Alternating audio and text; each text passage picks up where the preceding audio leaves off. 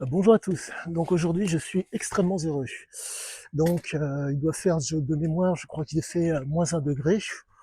Et bref, je suis très heureux. La piste des éléments traumatiques, enfin, l'élément pathologique, voire traumatique, qui a construit Ziké commence vraiment à faire sens. Et j'ai l'intime conviction de ne pas me tromper et d'être réellement dans le juste. Cette piste,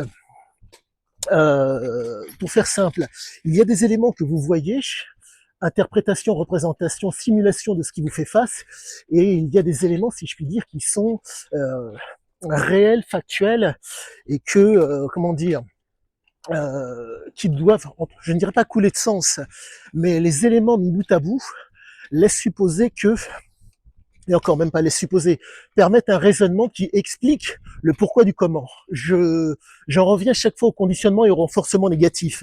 Conditionnement et renforcement positif. En un mot, manger, boire, avoir une libido, c'est le propre de chacun. Mais vient un moment donné où on dépasse le seuil du circuit de la récompense par le biais d'une substance ou par le biais, car il y a une prédisposition qui est stimulée, sollicitée, qui libère donc les neurotransmetteurs et donc qui est active.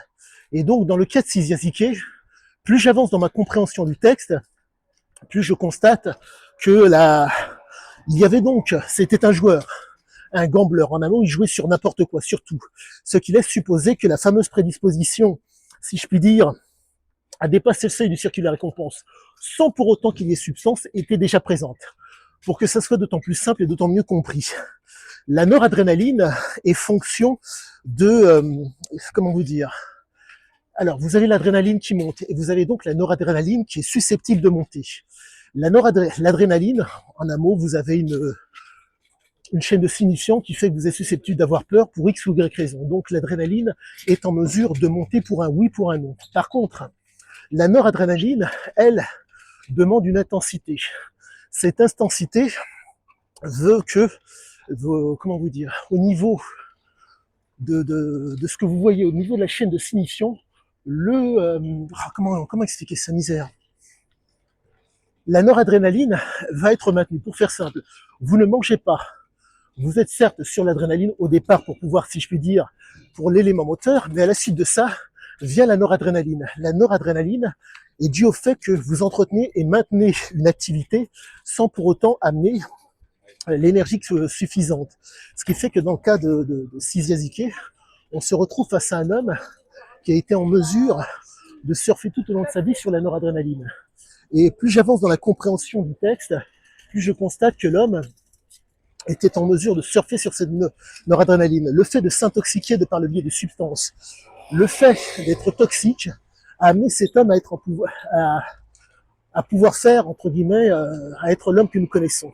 Donc je suis extrêmement content car tout laisse à supposer que je ne me trompe pas. Donc j'en reviens, pardonnez-moi, à la pathologie, alors, la pathologie traumatique.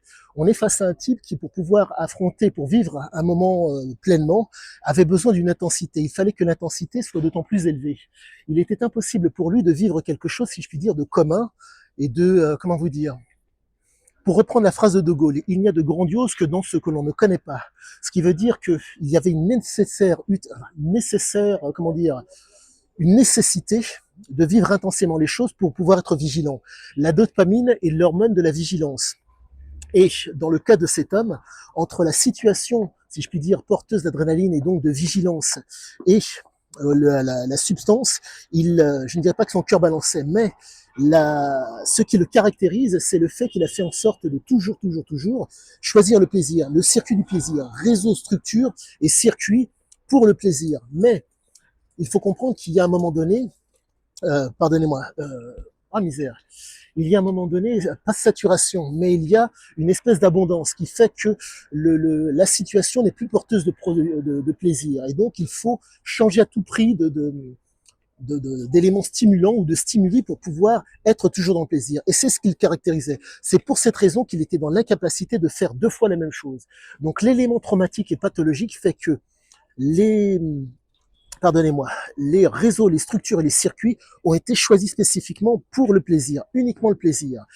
Il n'y a de plaisir, il n'y a de grandiose que dans ce que l'on ne connaît pas. Donc, cette inconnue porteuse de plaisir, c'est là où est-ce qu'il allait, et c'est ce qui fait la différence par rapport à d'autres. Je suis extrêmement content car le, le texte, entre guillemets, le texte et plus la biologie, la physiologie et tous les éléments que j'ai fait à côté corroborent ce que faisait cet homme. Donc, quoi qu'il en soit, je vous tiendrai au courant pour la suite. À bientôt à tous.